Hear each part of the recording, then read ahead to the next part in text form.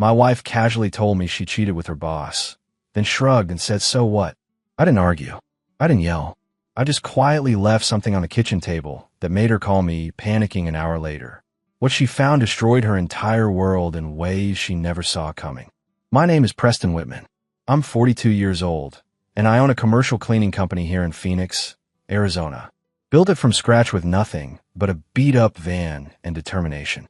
15 employees now, contracts with half the office buildings downtown. I thought I had everything figured out.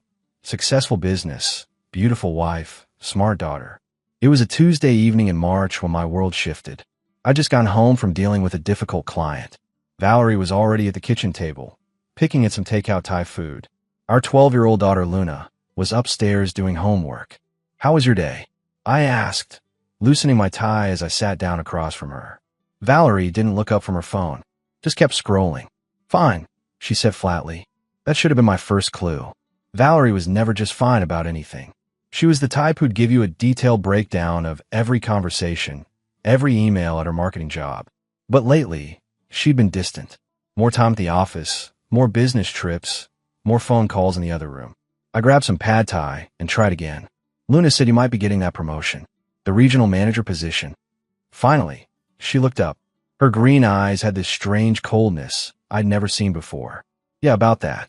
She set her phone down deliberately. "I need to tell you something, Preston." The way she said my name made my stomach drop. Not honey, not babe, just Preston. Cold and clinical. "Neil Caldwell and I have been seeing each other," she said, her voice steady as a surgeon's hand. "We slept together last month during the Atlanta conference." She paused, then shrugged. "So what? So what?" Two words that hit me like a sledgehammer. Not "I'm sorry." Not "it was a mistake." Just "so what?" Like she told me she'd picked up milk. I sat there, fork halfway to my mouth, staring at the woman I'd loved since college. The woman who'd stood by me when I was cleaning office bathrooms at midnight to pay for our wedding. "So what?" I repeated slowly, setting my fork down. Valerie actually shrugged and picked up her phone again. "It happened. I'm not going to pretend it didn't. Neil understands me in ways you never have. He gets my ambition, my drive. You're content running your little cleaning business forever, but I want more." Little cleaning business. The company that paid for her BMW, her designer clothes, our daughter's private school tuition. I stood up slowly, my chair scraping against the hardwood floor. My hands were steady, which surprised me. Inside, I felt like everything was collapsing, but outwardly I was calm. "Where are you going?" Valerie asked, not looking up. "To think," I replied. And I did think. All night long, I thought about trust, about marriage, about what kind of example we were setting for Luna. But mostly, I thought about how someone could throw away 12 years with two simple words. By morning, I knew exactly what I was going to do about it. The next morning, I woke up at 5 a.m. sharp. Old habits from my early cleaning days when I had to hit 3 office buildings before most people had their first cup of coffee. But this time, I wasn't thinking about work schedules or supply orders. I made coffee in the dark kitchen, the same spot where my marriage had imploded 12 hours earlier. Valerie was still asleep upstairs, probably dreaming about her precious Neil Caldwell. Luna would be getting up for school soon, and I needed to act normal for her sake. That's when it hit me. I didn't know how long this had been going on. Valerie said it started during the Atlanta conference last month. But was that the truth? In my experience, cheaters rarely come clean about the full extent of their betrayal. They give you just enough to ease their conscience while keeping the worst parts buried. I pulled out my laptop and opened our shared cloud storage account. Valerie had always been careless with digital security, using the same password for everything. Luna 2011, our daughter's birth year. She thought I was paranoid for suggesting stronger passwords, but right now, her laziness was my advantage. Her photos synced automatically from her phone. I scrolled back through months of images, looking for anything suspicious. Most were work events, selfies with colleagues, pictures of Luna at school functions. Normal stuff. Then I found them. Photos from the Atlanta conference that she'd never mentioned to me. Valerie at a fancy restaurant. Clearly not alone. Someone had taken the picture. Valerie in a hotel bar, looking relaxed and happy in a way I hadn't seen in months. And there, in the background of one photo, a reflection in a window, a man's silhouette that definitely wasn't hotel staff. My hand shook slightly as I saved the images to a separate folder. This wasn't just a one-time mistake. This was planned, calculated, ongoing. Dad! Luna's voice made me jump.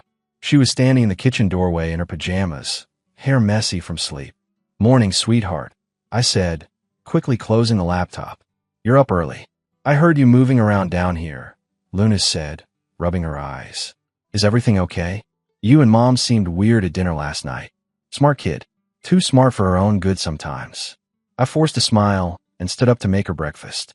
"Everything's fine, honey," I lied smoothly. "Mom and I were just discussing some business stuff. Nothing for you to worry about." Luna nodded but didn't look convinced. She sat at the kitchen table, the same table where Valerie had destroyed our family, and watched me pour cereal into a bowl. "Dad," she said quietly, "are you and Mom getting divorced?" The question hit me like a punch to the gut. I turned to face my daughter, this brilliant 12-year-old who could read situations better than most adults.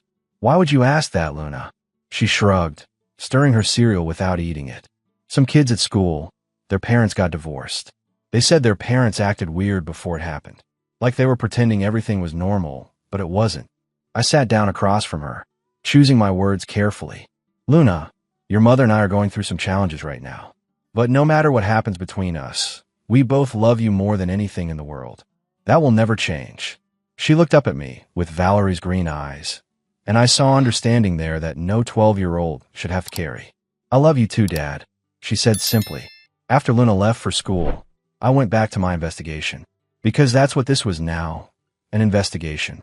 And I was going to uncover every lie, every deception, every moment of betrayal.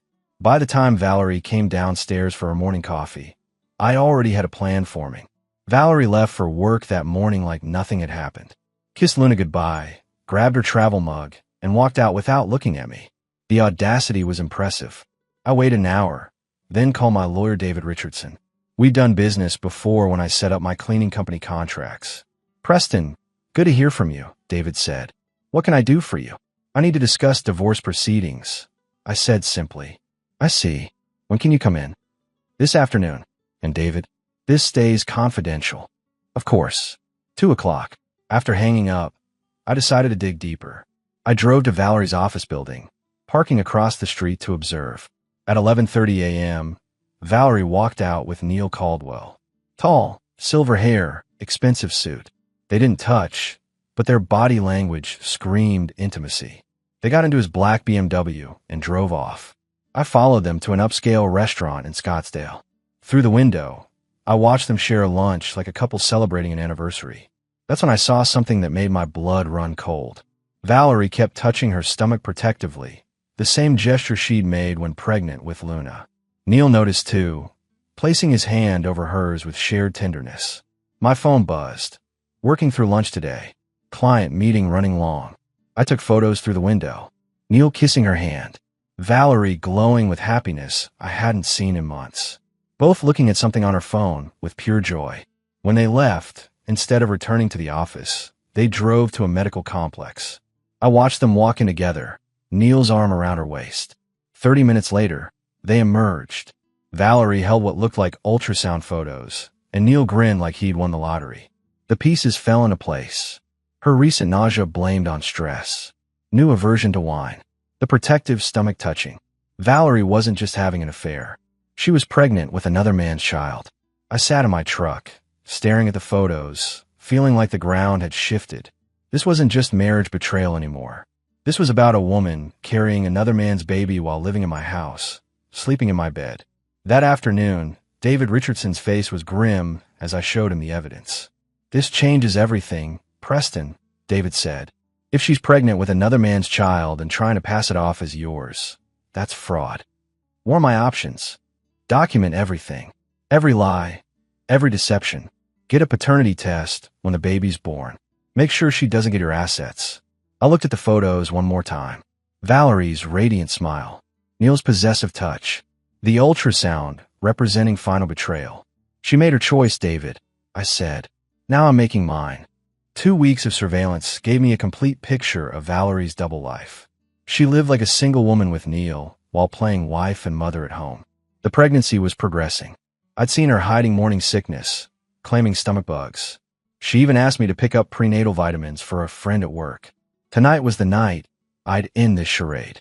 I compiled everything onto a flash drive. Photos from the restaurant, medical complex visits, hotel receipts I'd found, text message screenshots from our phone records, even a recording from our security camera where she told someone on the phone, "Preston doesn't suspect anything.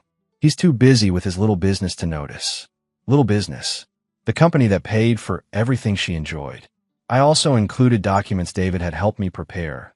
Divorce papers, paternity test requirements, and a detailed breakdown of how her affair violated our prenup agreement. Valerie came home around 8, humming softly. She looked radiant, probably fresh from another afternoon with Neil. "How was your day?" she asked, setting her purse down. "Productive," I replied. "Very productive." She microwaved leftover Chinese food while I sat at the kitchen table, the flash drive in my pocket feeling like it weighed 1,000 pounds. "Luna's at my sister's tonight," Valerie said casually. "Sleep over with her cousin." Perfect. No witnesses for what was about to happen. We ate in relative silence. Valerie scrolled through her phone, probably texting Neil about baby names or nursery colors. The irony wasn't lost on me. She was planning a future with another man's child while sitting across from her husband. After dinner, I excused myself and went upstairs. I pulled out the flash drive and a simple white envelope. Inside, I placed a single note. "You always said I wasn't paying attention. Turns out I was paying attention to everything." I sealed the envelope and wrote, "For Valerie," on the front. When I came back downstairs, Valerie was in the living room watching some reality show. "I'm going to bed early," I announced. "Long day tomorrow." "Okay," she said without looking up. "I'll be up soon." But I didn't go to bed.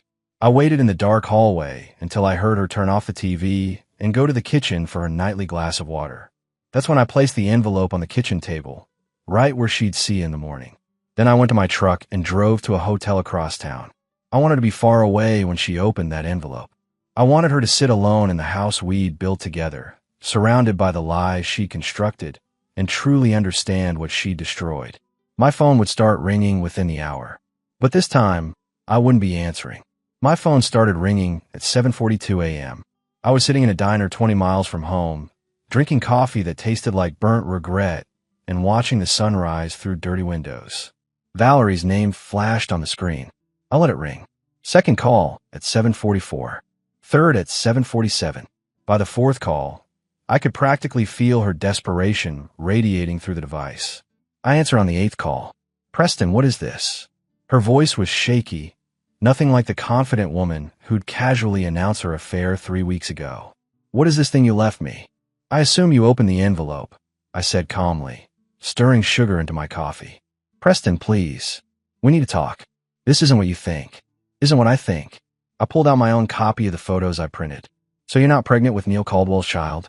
You weren't at the Renaissance Hotel last Tuesday when you told me you were visiting your mother? You haven't been planning a future with another man while sleeping in my bed." Silence. Long enough that I thought she might have hung up. "How long have you known?" she finally whispered. "Long enough to document everything. Long enough to understand that our entire marriage has been a lie for months." "Preston, I can explain." "No." I cut her off. "You had your chance to explain. Instead, you said, 'So what?' Remember? You made it clear that my feelings, our daughter's stability, our marriage vows meant nothing to you. What about Luna?" Valerie's voice broke. "She's our daughter. She needs stability. Our daughter deserves parents who don't lie to her," I replied. "She deserves to understand that actions have consequences, that betrayal isn't acceptable just because you're unhappy. Please come home. We can work this out. I'll end things with Neil." You'll what? Get rid of his baby? Pretend the last few months never happened? Convince me that the woman who looked me in the eye and said, "So what?" is suddenly remorseful. Another long silence. "The lawyers will be in touch," I continued. "Everything you need to know is in that envelope. Your choices led us here, Valerie. Now live with the consequences." I hung up and turned off my phone. 20 minutes later, I was at David Richardson's office, ready to file papers that would officially end my marriage to a woman I no longer recognized. "You sure about this, Preston?" David asked, reviewing the documents. "She's pregnant with another man's child and has been lying about it for months," I said. "She's been using our family money to fund her affair." She looked me in the eye and dismissed our marriage like it was a business transaction. David nodded grimly. The prenup makes this straightforward. Adultery voids her claim to marital assets. The pregnancy complicates custody of Luna, but given the circumstances, I want primary custody, I said firmly. Luna deserves a parent who won't lie to her about fundamental things like family loyalty. We'll make it happen. As David prepared the filing, I thought about Luna. She'd be devastated initially, but kids are resilient. Better to learn early that integrity matters more than convenience. That some betrayals can't be forgiven just because someone says sorry after getting caught. My phone had 17 missed calls by the time I turned it back on. I deleted them all without listening. Word traveled fast in Phoenix business circles, especially when it involved a pregnant woman, her married boss, and a husband who owned half the cleaning contracts downtown. I hadn't intended for the story to become public, but Neil Caldwell made a critical error. He tried to pressure me. Tuesday morning, he showed up at my office. Big mistake. Preston Whitman, he said, walking into my reception area like he owned the place. That's me, I replied, stepping out of my office. You must be Neil Caldwell. He was exactly what I'd expected. Expensive suit, confident posture, the kind of man who thought money solved everything. We need to talk, he said. Privately. I gestured toward my office. After you.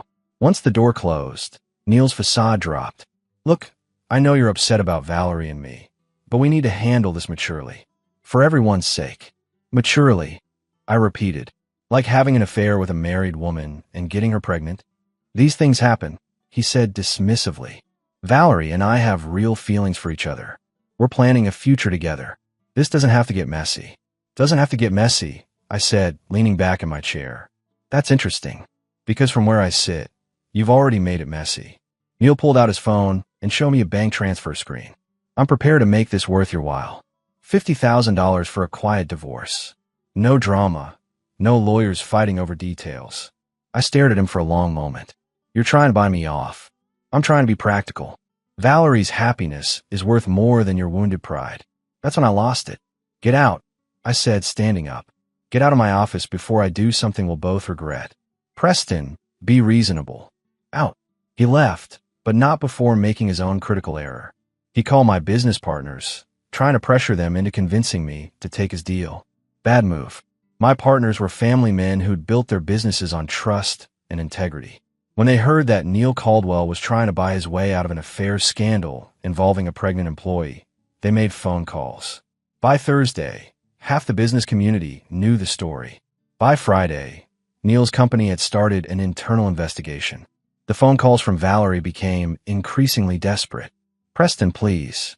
Neil's job is in jeopardy. If he loses his position, what happens to the baby? Not my problem, I replied. You chose him. Deal with the consequences. You're destroying innocent people out of spite. I'm not destroying anyone. Your choices are destroying people. I'm just making sure those choices have appropriate consequences. Saturday morning, I got a call from Luna. Dad, Mom says you and she are getting divorced because you can't forgive her for making a mistake. My heart broke a little. Luna, your mother didn't make a mistake. She made a series of choices over several months. There's a difference. She says you're being mean and won't let her explain. Luna, someday when you're older, you'll understand that some betrayals can't be fixed with explanations. What matters now is that you know both your parents love you, and that won't change. By Sunday, Neil's wife had filed for divorce too. Apparently, she'd hired her own investigator and discovered that Valerie wasn't his first affair. The house of cards is collapsing exactly as it should. 3 weeks into the divorce proceedings, David called with disturbing news. Preston, we have a problem. Valerie's attorney filed documents claiming you've been hiding assets. That's ridiculous. Everything's documented and transparent. She's claiming you transferred money to offshore accounts. Says you've been preparing for divorce longer than you've admitted. I drove to David's office immediately. The documents Valerie had submitted showed bank transfers to accounts in the Cayman Islands, dated 6 months ago. My signature appeared on withdrawal slips I'd never seen. These are forgeries, I said, studying the papers. Look at the signature. It's close, but the P in Preston is wrong. David examined them carefully. You're right, but the account numbers match your business accounts. Someone with inside access did this. Valerie had access to everything. She handled our personal finances while I focused on the business. This is fraud, Preston. Criminal fraud. She's trying to frame you for hiding assets while simultaneously hiding her own actions. That evening, I confronted Valerie at her sister's house where she was staying. Nice try with the forged documents, I said when she answered the door. Her face went pale. I don't know what you're talking about. The Cayman Islands accounts, Valerie. The ones you created using my business information to make it look like I was hiding money. You can't prove anything. Actually, I can. You forgot that my business uses biometric security for all international transfers. Every legitimate transaction has my fingerprint verification. Your forged documents don't. Valerie's composure finally broke. You destroyed my life. Neil lost his job because of you. I'm pregnant and alone. I needed security. You had security. You threw it away for a man who's now pretending he barely knows you. Neil will come back once this settles down. Neil's wife took him for everything in their divorce. He has nothing left to offer you except empty promises. I left her standing in the doorway, tears streaming down her face. But I felt no satisfaction. This was just necessary cleanup from someone else's destruction.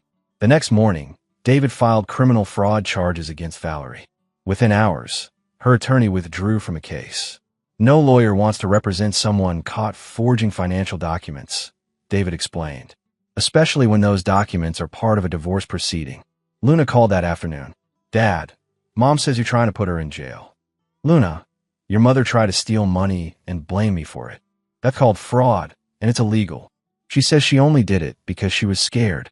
Being scared doesn't excuse breaking the law. Sweetheart, your mother made choices, and now she has to face the consequences. Will I still be able to see her? That depends on what the court decides. But Luna, I want you to remember something important. When people do wrong things, there are always consequences. That's how the world works. That night, I received a text from Neil. This has gone too far. Call me. I deleted it without responding. He'd had his chance to handle things maturely. Instead, he tried to buy me off and pressure my business partners. Some bridges burned because they were built on lies from the beginning. For weeks later, Valerie played her most desperate card. I was at Luna's soccer game when I received a call from Phoenix General Hospital. Mr. Whitman, your wife has been admitted. She's asking for you. What happened? She collapsed at work. She's stable, but there are concerns about the pregnancy. Luna heard enough of the conversation to understand. Dad, is Mom okay? I need to check on her. Come with me. At the hospital, we found Valerie in a private room, looking fragile and pale. When she saw us, tears started flowing. Preston, thank God you came. I was so scared something would happen to the baby. Luna rushed to her mother's bedside. Mom, are you okay? I'm fine now that you're here, sweetheart. Dr. Peterson, the attending physician, pulled me aside. Mr. Whitman, your wife's condition is stable. However, she's been under significant stress, which isn't good for the pregnancy. What kind of stress? She mentioned ongoing legal issues, financial concerns, relationship problems.